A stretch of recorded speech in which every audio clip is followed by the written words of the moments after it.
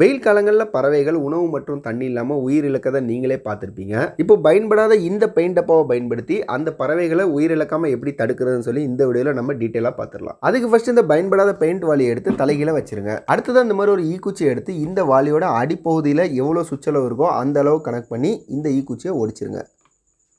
இப்போ நமக்கு பார்த்தீங்கன்னா கரெக்டாக இந்த அளவுக்கு வந்திருக்கு. அதனால் நம்ம இந்த இடத்துல ஒடிச்சிடலாம். அடுத்ததான் இந்த மாதிரி ஒரு ஸ்கேல் ஒன்று எடுத்து நம்ம ஆல்ரெடி ஒடிச்சு வச்சிருக்கிற இந்த குச்சியில் கரெக்டாக ஒரு 6 இன்ச்சு கனெக்ட் பண்ணி இந்த குச்சை ஒடிச்சு தனியாக வச்சிடலாம். அடுத்ததான் மிச்சம் இருக்கக்கூடிய இந்த குச்சோட நீளம் எவ்வளோ இருக்குது அப்படிங்கிறத இந்த ஸ்கேலை பயன்படுத்தி நாம் அளந்துடலாம்.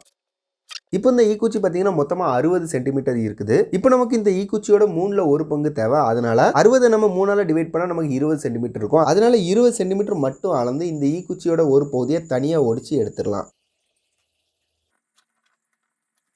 அடுத்ததாக 1.5 இன்ச் உயரமுள்ள ஏதாச்சும் ஒரு பொருளை எடுத்து இந்த வாளியோட அடிப்பகுதியில் வச்சு இந்த பென்சிலோட உதவியோட இப்போ மார்க் பண்ணுற மாதிரியே மார்க் பண்ணிக்கோங்க.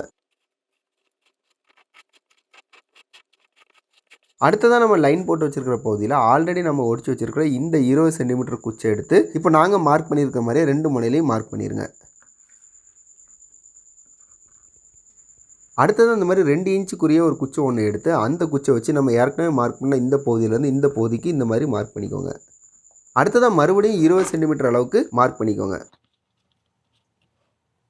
இப்போ நீங்கள் பார்த்தாலே தெரியும், ஒரு 20 சென்டிமீட்டர், அதுக்கப்புறம் 2 இன்ச்சு, அதுக்கப்புறம் ஒரு 20 சென்டிமீட்டர், ஒரு 2 இன்ச்சு, அதுக்கப்புறம் ஒரு 20 சென்டிமீட்டர், ஒரு 2 இன்ச்சு. இந்த மாதிரி மொத்தமாக 3 தடவை நம்ம இதில் மார்க் பண்ணியிருக்கோம். அடுத்ததாக நம்ம மார்க் பண்ணி வச்சிருக்கிற இந்த 6 பாயிண்ட்டுக்கு நேராக மேலே இந்த மாதிரி ஸ்கேலை வச்சு கோடு போட்டுருங்க.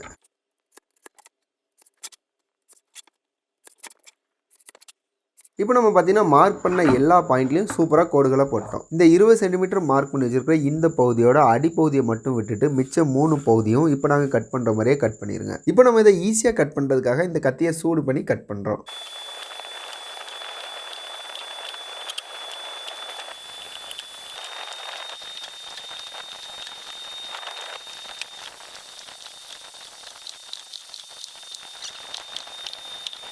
இப்போ நமக்கு தேவையான அளவு நம்ம சூப்பராக கட் பண்ணிட்டோம். இப்போ நம்ம இந்த பகுதியை கட் பண்ண மாதிரியே இதே அளவு கொண்ட மற்ற 2 பகுதியையும் இதே மாதிரி கட் பண்ணிடுங்க. இப்போ இந்த கட் பண்ணாத பகுதியை இந்த லைட்டரை வச்சு நம்ம ஹீட் பண்ணி நேராக நிமித்திடலாம்.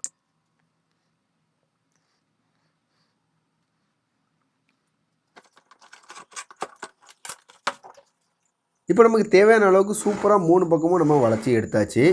அதே மாதிரி இந்த கார்னர் பார்த்திங்கன்னா ரொம்பவே ஊச்சாக இருந்துச்சு. அதை இந்த மாதிரி ரவுண்டான ஒரு பொருளை வச்சு மார்க் பண்ணி சூப்பராக கட் பண்ணி எடுத்துட்டோம். அடுத்ததாக நம்ம ஆல்ரெடி வளைச்சி வச்சுருக்கிற இந்த பகுதியோட நடுப்பகுதியில் ஒரு ஓட்டையும், அதுக்கப்புறம் மேலே இருக்கிற இந்த பகுதியோட நடுப்பகுதியில் ஒரு ஓட்டையும் போட்டிருக்கோம். இப்போ இந்த பகுதி இந்த மாதிரி கீழே வளையாமல் இருக்கிறதுக்காக இந்த கெட்டு கம்பியை பயன்படுத்தி இந்த 2 ஓட்டைகளையும் வச்சு டைட்டாக கட்டிட போகிறோம்.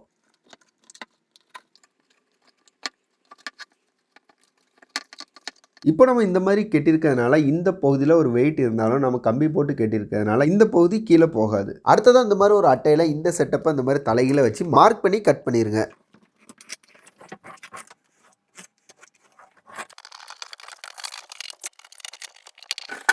அடுத்ததான் இந்த மாதிரி 1.5 இன்ச் அகலத்துக்கு அட்டையை வெட்டி இதோட சைடில் ஒட்டிடலாம். இந்த மாதிரி ஒட்டினதுக்கப்புறம் இந்த செட்டப்பை அப்படியே எடுத்து இதுக்கு மேலே வச்சு ஏதாச்சும் ஒரு பசையை வச்சு நல்லா ஒட்டிடுங்க.